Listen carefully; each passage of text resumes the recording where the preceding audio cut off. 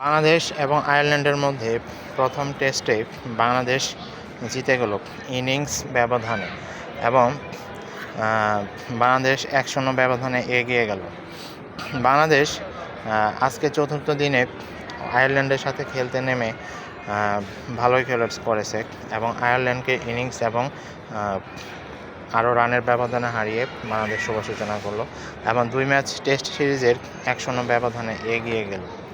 এই টেস্টে বাংলাদেশ ভালোই পারফর্ম করেছে, বিশেষ করে বলতে গেলে মাহমুদুল হাসান জয় 171 রান করে ম্যান অফ দ্য ম্যাচ হয়েছে বা প্লেয়ার অফ দ্য ম্যাচ হয়েছে। নাজমুল হোসেন শান্ত ক্যাপ্টেন্সিতে ফিরে এসে সেঞ্চুরি করেছে। তারপরে মমিনুল হক 80 রান করেছে, লিটন কুমার দাস 60+ রান করেছে। যদিও তারা মমিনুল হক আর লিটন কুমার দাস যদি আরেকটু দেখে শুনে খেলতো, আরেকটু ধরে খেলতো, তাহলে আমার মনে হয় তারাও সেঞ্চুরি পেয়ে যেত। কিন্তু আমার মনে হয় তারা নিজেদের দোষেই আউট হয়ে গিয়েছিল প্রথম ইনিংসে।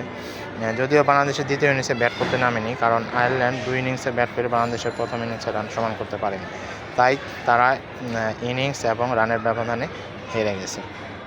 বাংলাদেশ দলের জন্য শুভকামনা থাকলো। আমরা তো সবসময় বাংলাদেশ দলকে এইভাবেই দেখতে চাই, কারণ আয়ারল্যান্ড একটু দুর্বল দল বলে কি বাংলাদেশ এরকম পারলো? যদি আয়ারল্যান্ডের জায়গায় এখন ইন্ডিয়া থাকতো, সাউথ আফ্রিকা থাকতো, নিউজিল্যান্ড থাকতো, তাহলে কি বাংলাদেশ তাদের সাথে এভাবে জিততে পারতো? সেটা হয়তো সময়ই বলে দিত। কারণ এই আয়ারল্যান্ডের সাথে বাংলাদেশ টেস্ট জেতাকেও অনেকেই হয়তো ভালো চোখে দেখতেছে না। অনেকেই বলতেছে আয়ারল্যান্ড তো দুর্বল দল, আয়ারল্যান্ড তো দুর্বল দলের সাথে বাংলাদেশ ভালো খেলেই জিতেছে। কিন্তু কোনো শক্তিশালী দলের বিপক্ষে কি খেলে জিততে পেরেছে বাংলাদেশ? তারা কি শক্তিশালী দলের সাথে খেলে জিততে পেরেছে? আসলে না। কিন্তু যাই হোক, বাংলাদেশ টেস্টে এই প্রথম টেস্টে অনেক সরি ঘুরিয়ে খেলেছে। বিশেষ করে আয়ারল্যান্ডকে তারা চাপেই ফেলে দিয়েছিল, কারণ আয়ারল্যান্ড ঠিকমতো দাঁড়াতেই পারেনি। আয়ারল্যান্ড যদিও টসে জিতে ব্যাট করার সিদ্ধান্ত নিয়েছিল প্রথম ইনিংসে আয়ারল্যান্ডকে বাংলাদেশ 286 রানে অল আউট করেছিল।